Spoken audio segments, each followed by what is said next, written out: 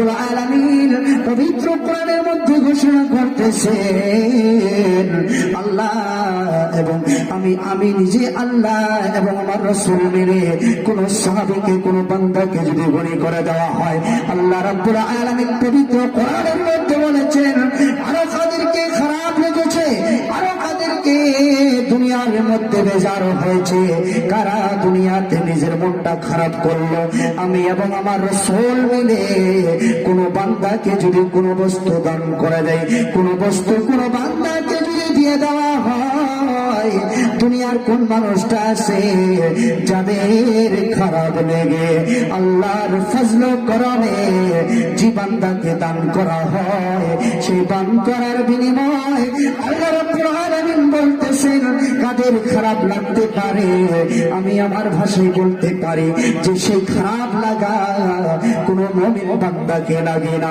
কোন দুনিয়ার মধ্যে খালিস মুমিনকে লাগে না। খালিস যারা আল্লাহর রাসূল সাল্লাল্লাহু তাআলা আলাইহি সাল্লাতু তাসলিমের উম্মত থাকে, তাদেরকে খারাপ লাগে না। খারাপ লাগে কাদের?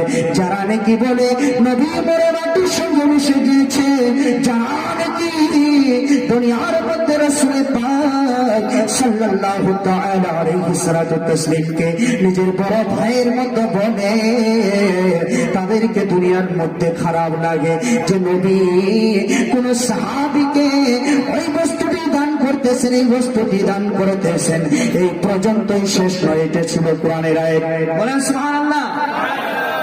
এটা ছিল পবিত্র কোরআনের আয়াত। খারাপ কাজে লাগতে পারে, যারা নবী কেবল তেমন কথা বলে, নবীকে চিনল না, আমার নবীকে চিনেছে ওই হরিণী, বলেন সুবহানাল্লাহ। বনের জঙ্গলের জানোয়ার আমার রাসূলকে চিনতে পারে, কিন্তু কিছু ব্যক্তি দুনিয়ার মধ্যে রয়েছেন, তারা নবীকে চিনতে পারে না, নবীকে চিনে না, নবীর কথা বলতে বলে আমার রাব্বুল আলামিন পবিত্র কোরআনের মধ্যে বলে দিবে, আমাদেরকে খারাপ লাগতে পারে, খারাপ লাগতে পারে যারা দুনিয়ার মধ্যে আমি যাদেরকে আমি এবং আমার রাসূল মেরে কোন ব্যক্তিকে কোন ইলম দান করে, দৌলত দান করে, যাহা কিছু দুনিয়ার মধ্যে দান করে, তাদেরকে তো খারাপ লাগার কোনো কথা না, কিন্তু তাদের খারাপ লেগে যায়, তাদের খারাপ লেগে যায়। সেই খারাপ লাগার কোনো কারণ নাই, কারণ সেই দান করাকে, সে আতা করাকে আমার রাব্বুল আলামিন আমার রাসূল আল্লাহ তাবারক তাআলার ফজলে কারমে সেই বস্তুকে দান করিয়া দেয়, বলেন সুবহানাল্লাহ। বুখারীর হাদিস আপনাদের সম্মুখে আমি তেলাওয়াত করেছিলাম, জিলদে আউয়াল বুখারী জিলদে রোম সাফা নম্বর 195 মধ্যে হাদিসে পাক রয়েছেন, ফাআগনাহুল্লাহু ওয়া রাসূলুহু। আল্লাহ রাব্বুল আলামিন এবং ওনার হাবিব সাল্লাল্লাহু তাআলা আলাইহি সাল্লাতু তাসলিম দুইজনে মিলে আল্লাহ রাব্বুল আলামিন এবং তিনার মেহবুব হুজুর মুহাম্মদ মুস্তাফা সাল্লাল্লাহু তাআলা আলাইহি সাল্লাতু তাসলিম মিলে কোন বান্দাকে যখন আমির করে দেয়, দুনিয়ার মধ্যে মাল দিয়া দেয়, দুনিয়ার মধ্যে যখন যে বস্তুর প্রয়োজন হয় সেটাকে দান করে, কারণ হাদিসের মধ্যে রয়েছেন আল্লাহু ইউতি ওয়া قاسمون। अल्लाह नबी सल्लल्लाहु ताला अलैहि सल्लतु तस्लीम बोले, अल्लाह मुझे देता है, मैं दुनिया में तकसीम करता हूँ, अल्लाह আমাকে দেয়, আমি দুনিয়ার মধ্যে মানুষের মধ্যে বন্টন করি। চিৎকার করে সুবহানাল্লাহ। আমার বলেন ইয়া রাসূলুল্লাহ। আল্লাহ রাসূল বলতেছেন, ফাআগনাহুল্লাহু ওয়া রাসূলুহু, আল্লাহ এবং ওনার রাসূল দুনিয়াতে অনেক ব্যক্তিকে মালদার বানিয়ে দিয়েছেন। আল্লাহ রাসূল সাল্লাল্লাহু তাআলা আলাইহি সাল্লাতু তাসলিমের কিছু মুআজিজা শরীফ আপনাদের সম্মুখে আমি বয়ান করব, এবং ওয়াকিয়া কুরআন এবং হাদিসের মাধ্যমে আপনাদেরকে তুলে ধরব। হাদিস কুরআনের কথা বলবো না, কারণ আপনারা নিজের বাড়ি থেকে আরামের বিছনাকে ছেড়ে জালসাতে আসছেন না? ঠিক না বেটি? জালসাতে আসছেন। আমি যদি এদিক এদিক কথা বলে টাইম পাস করে দেয়, আমার এত দূর আসা আমার কোনো লাভ হবে না, আপনাদের কোনো লাভ হবে না। ঠিক বলতেছি কি? হ্যাঁ, এখানে আসছি কিছু নিয়ে যেতে লাগবে। এখানে আসছি, আমি এখানে আসছি শুধুমাত্র দ্বীন ইসলামের খিদমতে। বলেন সুবহানাল্লাহ। কি প্রয়োজন ছিল অত দূর থেকে আসা? মুফতি হযরত আল্লামা মাওলানা মুফতি নূর আলম সাহেব কিবলা, তিনি আমাদের এলাকায় গিয়েছিলেন কয়েকদিন আগে। তিনি আমাকে বললেন, হুজুর আপনাকে আমার এলাকাতে যেতেই হবে। বলেন সুবহানাল্লাহ। আল উলামা ওয়ারাসাতুল আম্বিয়া। বলেন সুবহানাল্লাহ। উলামায়ে কেরাম হলো আউলিয়ায়ে কেরামদের ওয়ারিস। বলেন সুবহানাল্লাহ।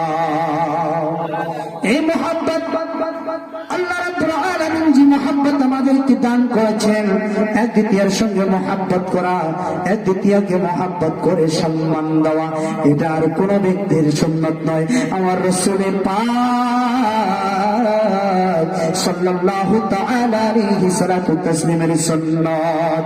বলেন সুবহানাল্লাহ। হযরত জাবির রাদিয়াল্লাহু তাআলা আনহু একটি হাদিসে পাক আপনাদের সম্মুখে তুলে ধরি।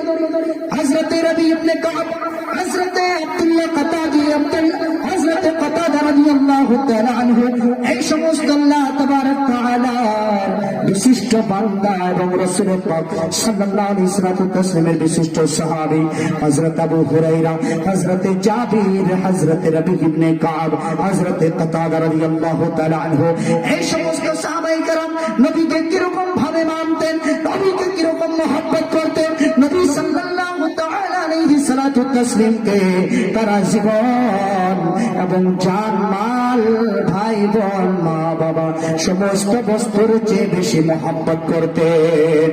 বলেন সুবহানাল্লাহ। রাসূলকে সমস্ত বস্তুর চেয়ে বেশি মহব্বত করা ঈমানের দলিল। বলেন সুবহানাল্লাহ।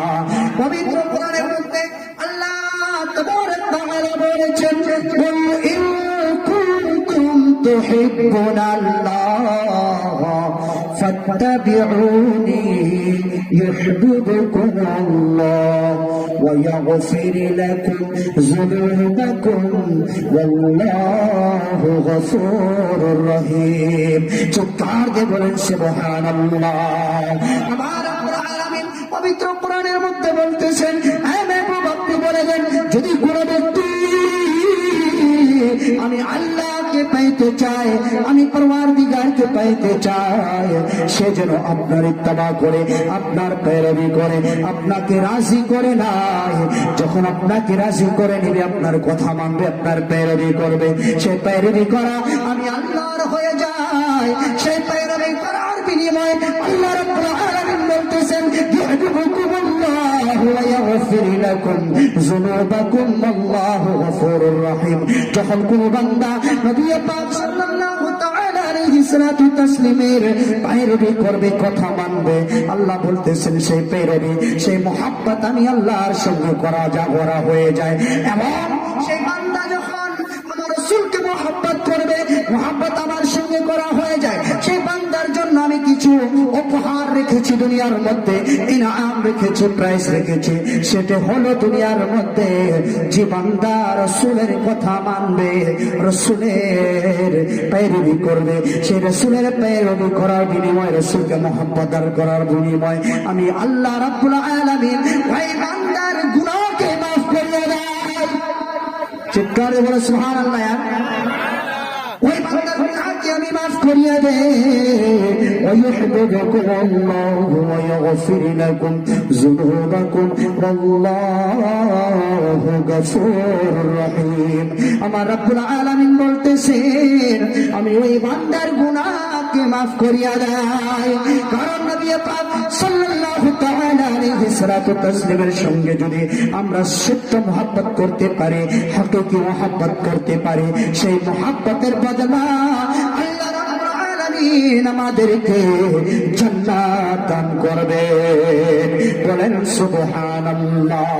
যার জন্য আল্লামা ইকবাল বলেছেন, মোহাব্বত মোহাম্মদ কি মোহাব্বত দীনে হক की शर्त अव्वल है, इसी में हो अगर खामी तो सब कुछ नामुकम्मल है कि मोहम्मद से वफा तूने तो हम तेरे हैं ये जहाँ चीज है क्या कलम तेरे है बोलन सुभान अल्लाह चिल्लाकर बोलन या रसूल अल्लाह कलम तेरे हैं নবী পাক সাল্লাল্লাহু তাআলা আলাইহি সাল্লাতু তাসলিমের সঙ্গে মহব্বত করা কি আপনারা বুঝতে পারলেন নিশ্চয় বুঝতে পেরেছেন হযরত আল্লামা মাওলানা মুফতি নূর আলম সাহেব কিবলা তিনিও বলেছেন আপনাদেরকে নবীকে মহব্বত করা সবচেয়ে বড় ঈমানের দলিল বলেন সুবহানাল্লাহ নবীকে যদি আবুল তাবুল বলেন নবীকে যদি সত্য মহব্বত না করতে পারেন আমার রব্বুল আলামিন রাজি হবেন না ঠিক না ঠিক বুঝা যায় ভাই বন্ধুরা বলবেন নবী পাক সাল্লাল্লাহু তাআলা আলাইহি সাল্লাতু তাসলিমের সঙ্গে মহব্বত করা আমার রব্বুল আলামিনের সুন্নাত বলেন সুবহানাল্লাহ দুনিয়ার মধ্যে যত আল্লাহ রব্বুল আলামিন আম্বিয়া কেরামকে পাঠিয়েছেন যত নবী কেরাম পাঠিয়েছেন যত নবী পয়দা করেছেন আল্লাহ রব্বুল আলামিন কোন নবীকে বলেছেন রাসূলুল্লাহ কোন নবীকে বলেছেন কালিমুল্লাহ কোন নবীকে বলেছেন রূহুল্লাহ কোন নবীকে আল্লাহ রাব্বুল আলামিন বলেছেন কালিমুল্লাহ কিন্তু যখন বাড়ি এসেছে আমার আপনার নবী উম্মতের কান্ডারি নবী পাপীর কান্ডারি নবী মুহাম্মদুর রাসূলুল্লাহ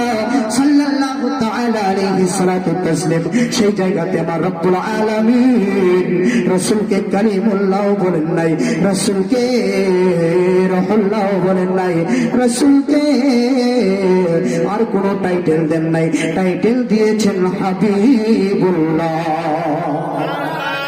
সুবহানাল্লাহ হাবিব শব্দের মানা মিনিং আরবি ডিকশনারি যখন আপনারা খুলবেন দেখবেন হাবিব শব্দের মানা হলো বন্ধু বলেন সুবহানাল্লাহ হাবিবুল্লাহ বলেন না সুবহানাল্লাহ আল্লাহ রাব্বুল আলামিন রাসূলকে হাবিবুল্লাহ বলে ডেকেছেন নবী পাক সাল্লাল্লাহু তাআলা আলাইহি সাল্লাতু তাসলিমের কিছু হাদিসে পাক শুনি আমাদের ঈমান তাজা হয়ে যাবে আচ্ছা ভালো বোধ লাগতেছে না আমাদের মা বোনেরা চলে যাচ্ছে